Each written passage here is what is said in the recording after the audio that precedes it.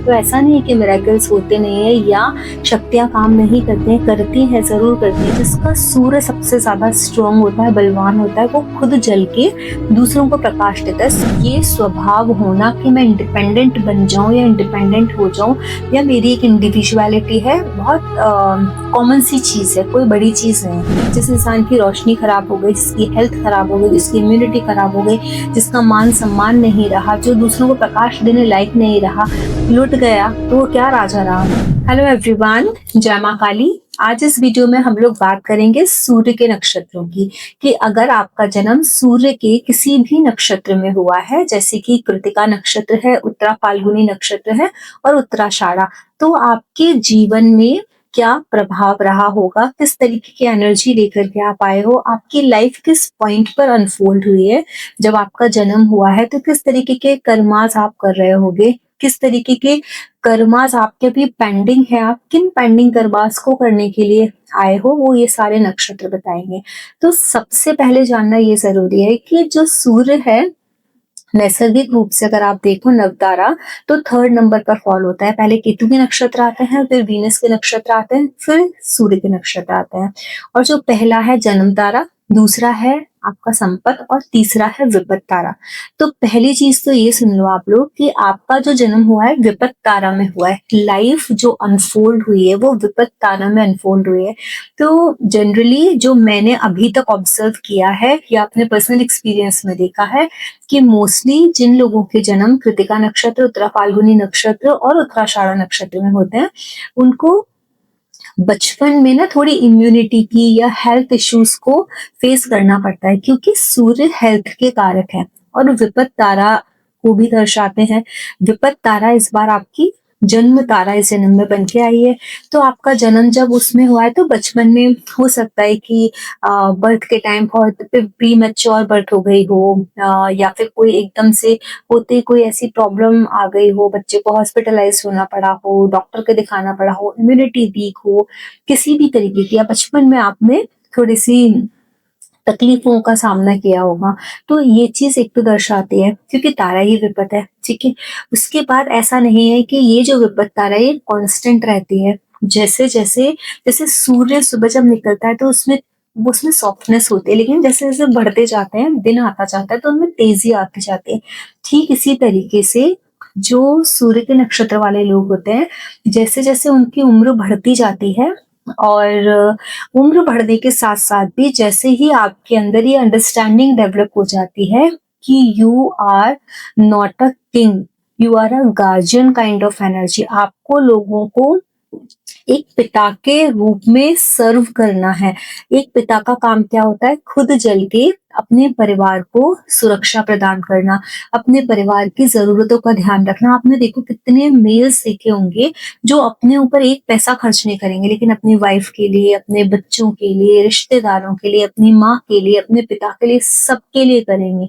ये सूर्य की एनर्जी, जिसका सूर्य सबसे ज्यादा स्ट्रॉन्ग होता है, बलवान होता है, वो खुद जल के दूसरों को प्रकाश देता है। सूर्य का नेचर वही है। तो ये जो नक्षत्र है, ये मतलब तीनों नक्षत्र कृतिका, उत्तरा फाल्गुनी और उत्तराषाढ़ा, ये यही सिखाता है किसी भी इंसान को। और एक चीज सबसे इंपॉर्टेंट होती है, किसी भी नक्षत्र में आपका जन्म हो, चाहे किसी में भी, 27 में से किसी में भी, जिस नक्षत्र में आपका जन्म होता है ना, उस नक्षत्र का जो स्वामी होता है, जो प्लैनेट होता है, जैसे किसी का उत्तरा फाल्गुनी में जन्म हुआ, मृगशिरा में जन्म हुआ मंगल, उत्तरा फाल्गुनी में हुआ तो सूर्य, या कृतिका में हुआ सूर्य, तो आपके लिए सूर्य बहुत स्ट्रांग बन जाएगा। मृगशिरा वालों के लिए मंगल बहुत इंपॉर्टेंट रहेगा, मघा वालों के लिए केतु बहुत स्ट्रांग रहेगा।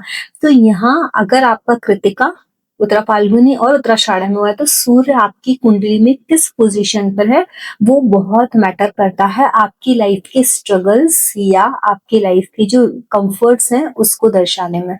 ये एक पहली चीज है।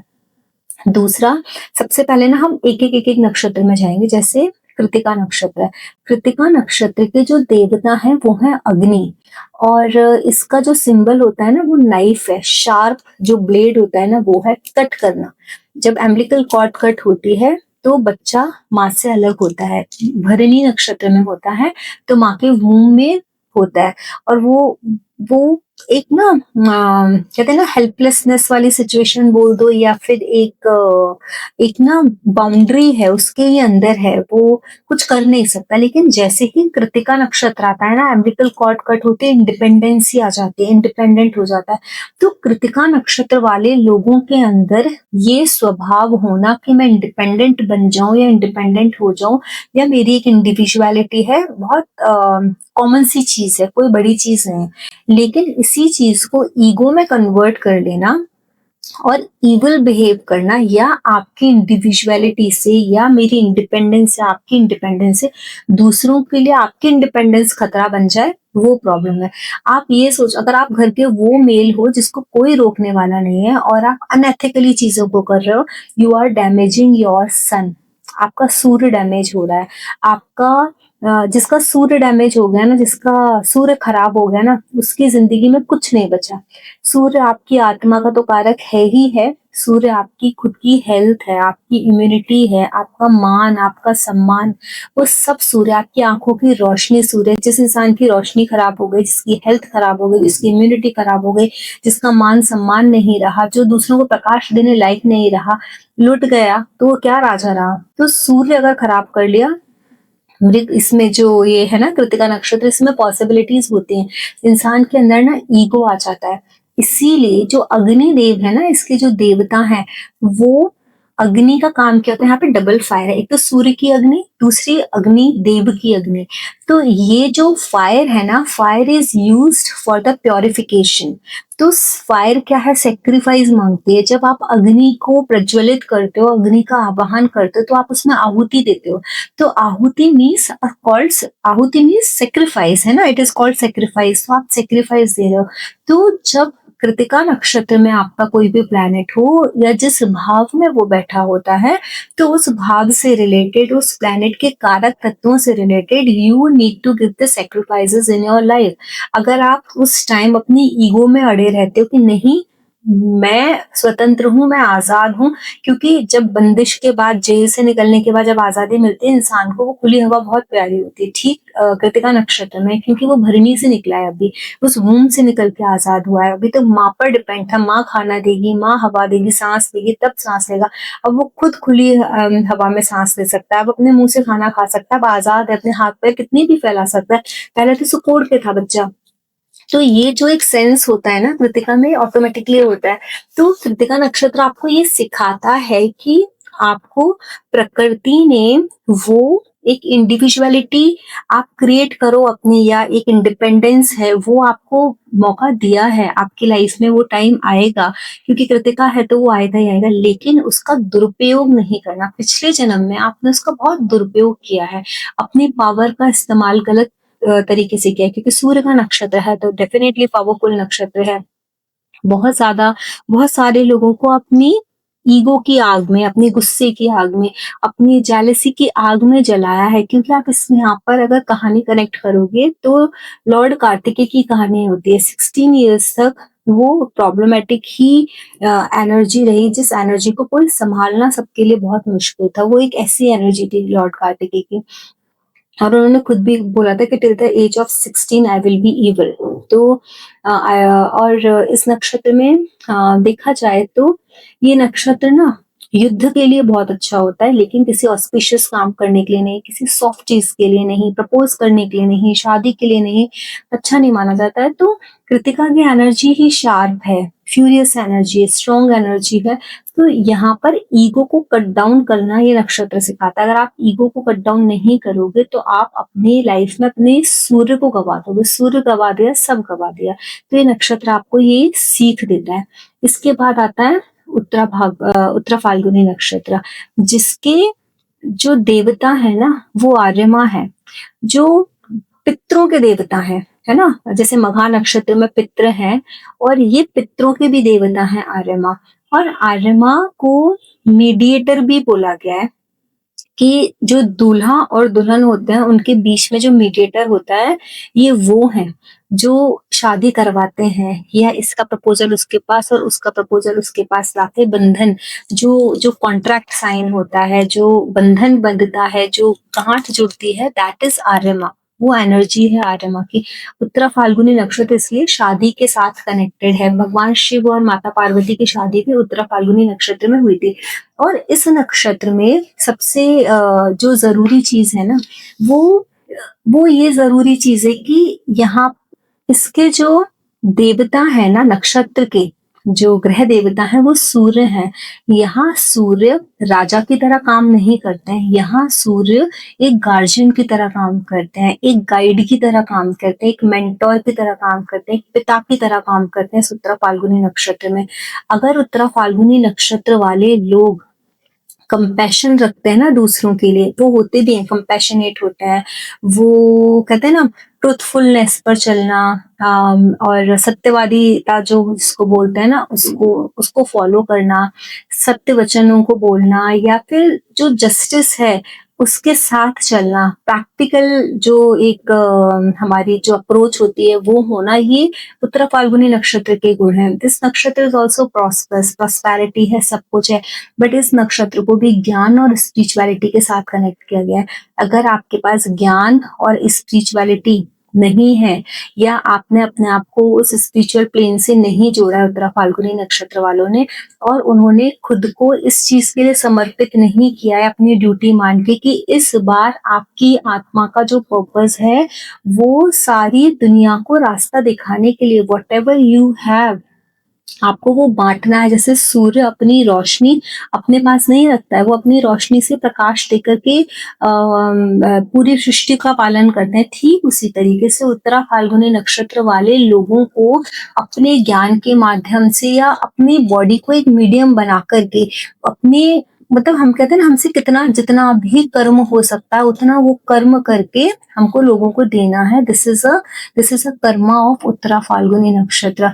उत्तरा फाल्गुनी नक्षत्र में ना शादी, जैसे मैंने बोला, शादी का एक, या फिर एक शादी बोल दो या किसी के भी साथ आप पार्टनरशिप बोल दो, सबसे बड़ा कर्ज लगता है उत्तरा फाल्गुनी नक्षत्र वाले लोगों को जब वो अपनी शादी को तोड़ देते हैं, क्योंकि आपका जन्म उत्तरा फाल्गुनी नक्षत्र में हुआ है। आर्यमा उसके देवता हैं जो शादियां जोड़ते हैं, दो लोगों को जोड़ते हैं। और आप अगर उस कर्म के ऑपोजिट कर्मा कर रही हो, अपने नक्षत्र देवता के ऑपोजिट कर्मा आपका अगर हो रहा है, तो आप ये सोच लो कि आपने अपने उस नक्षत्र को पूर्ण रूप से खराब कर दिया। आपने जिस पर्पस के लिए जीवन लिया है आपने उसको खराब कर दिया।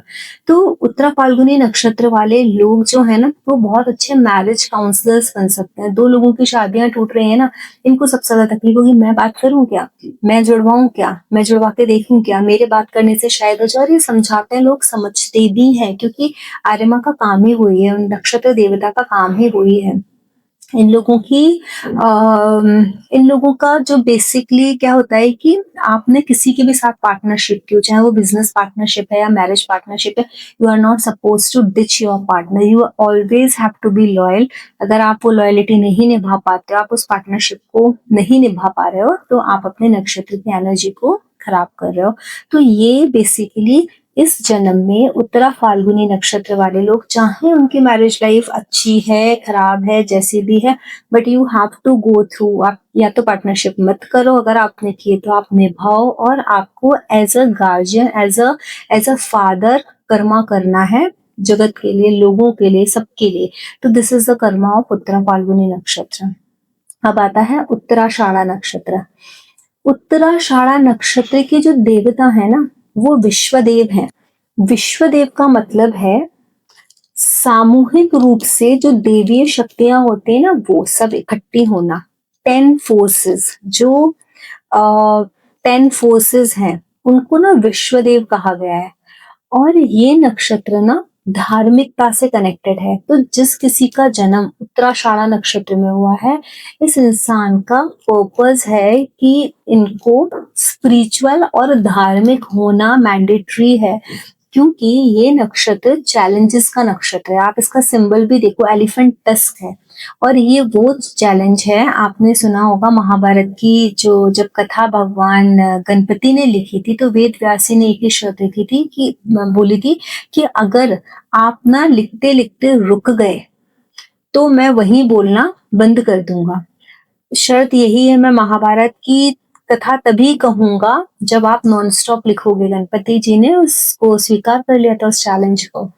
अब लिखते लिखते जब उनकी कलम टूट गई थी तो गणपति जी ने अपना एक जो टस्क था ना, एलिफेंट टेस्ट था उनका, जो टस्क था उसको, हाथी का वो जो दांत था, जो एलिफेंट टस्क जो उसका सिंबल बनाया वो इसलिए बनाया, उस दांत को तोड़ के उसको कलम बना करके उन्होंने पूरी महाभारत लिखी थी। तो इस टाइप के चैलेंजेस उत्तराषाढ़ा नक्षत्र वालों को अपनी लाइफ में फेस करने पड़ते हैं। तो they have to be very very creative, they have to know what to do at what time, उनको पता होना चाहिए। और ये चीज उनकी तभी आएगी जब ये गणपति की आराधना करेंगे। नो डाउट, अगर गणपति की आराधना उत्तराषाढ़ा वाले लोगों ने स्टार्ट कर दी, उनकी जिंदगी के कितने भी बड़े से बड़े स्ट्रगल्स हों, मैं आई हैव एन एक टेस्टिमोनियल है मेरे पास। उन्होंने उनको ना जॉब नहीं मिल रही थी, बहुत परेशान थे, उत्तराषाढ़ा नक्षत्र था। आई टोल्ड हिम द मंत्र ओम गंग गणपतये नमः, इस मंत्र को आप चैंट कर लो। और उनको पता नहीं क्या हुआ, उन्होंने बोला कि आई डोंट नो मैम, मुझे पता नहीं क्या हुआ, मैंने ना 4 से 6 घंटे कॉन्स्टेंटली, 4 घंटे तो एक ही जगह बैठ के, और उसके बाद फिर उठा, इधर उधर भी गया, लेकिन मैंने ऑलमोस्ट उस दिन 6 घंटे उस मंत्र को चैंट किया। उस दिन नहीं, मैंने 3 दिन तक कॉन्स्टेंटली मैं वही करता रहा। पता नहीं दिमाग के ऊपर ऐसी क्या मेरे सनक सवार हुई कि मुझे ऐसा लगा मुझे यही मंत्र करते रहना है। चलते फिरते उठते बैठते सारे टाइम, मतलब मैं खुद भी इरिटेट हो गया थर्ड डे कि ये मंत्र मेरे दिमाग में इतना ज्यादा घुस गया है, चले ही जा रहा है, चले ही जा रहा है, रुक ही नहीं रहा है।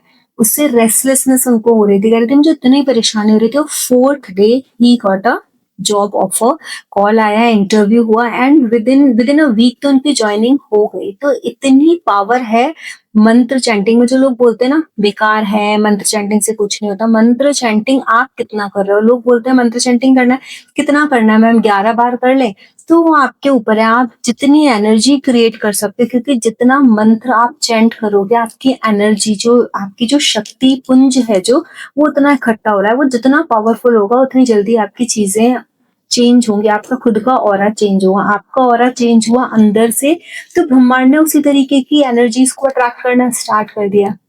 आप 11 बार कर रहे हो तो आप करो 11 महीने तक, 11 महीने बाद रिजल्ट आएंगे। उन्होंने इतना चैंट कर डाला, 3 दिन के बाद उनको ऑफर आ गया, हो गया। तो ऐसा नहीं है कि मिरेकल्स होते नहीं है या शक्तियां काम नहीं करती हैं, करती हैं, जरूर करती हैं, बट आपके इंटेंशंस प्योर होने चाहिए, आपके अंदर उतनी चाह होनी चाहिए, और इतना इंटेंसिटी से आपको उतनी एनर्जी कलेक्शन कर पाना चाहिए। वो बोल रहे थे ना, थर्ड डे तो मुझे ऐसा लग रहा था कि मुझे बहुत रेस्टलेसनेस हो रही है, बंद हो जाए, लेकिन वो अपने आप चलता जा रहा था। And after that he said कि now I am not going to stop this मंत्र, मैं सारी जिंदगी में इस मंत्र को करूंगा। And his life has dramatically change after that. तो नक्षत्र जिसने सही से पकड़ लिया और उसको ये मालूम पड़ गया उसको किस नक्षत्र में क्या करना है, क्या उसका इलाज है, किस मंत्र का चयन करना है, हो ही नहीं सकता कि आपकी चीजें ना हो, आपके काम ना बने। सिर्फ आप कैसे कर रहे हो वो है। वो 11 बार करोगे तो फिर 11 महीने लगेंगे। 11 बार करके ये नहीं सोच सकते कि हमको 11 मिनट में रिजल्ट मिल जाए। तो इस तरीके से नक्षत्र की एनर्जी काम करती है।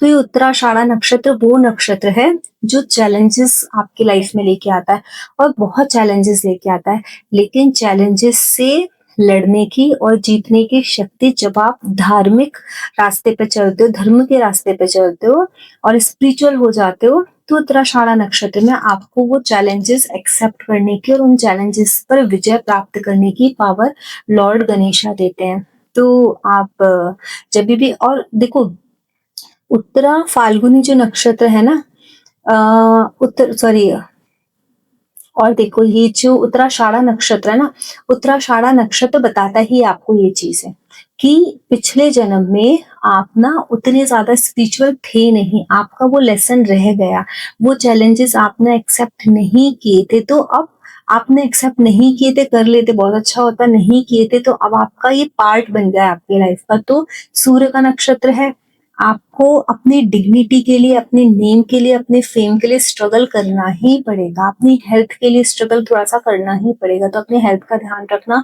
अपनी डिग्निटी का, अपने नेम और फेम का ध्यान रखना है। अपने सूर्य को मतलब मजबूती दो, और साथ में ये करो, हाँ, अपना जो गणपति का स्तोत्र है या गणपति का जो मंत्र मैंने बताया, ओम गं गणपतये नमः, ये मंत्र आपको बहुत हेल्प करते हैं।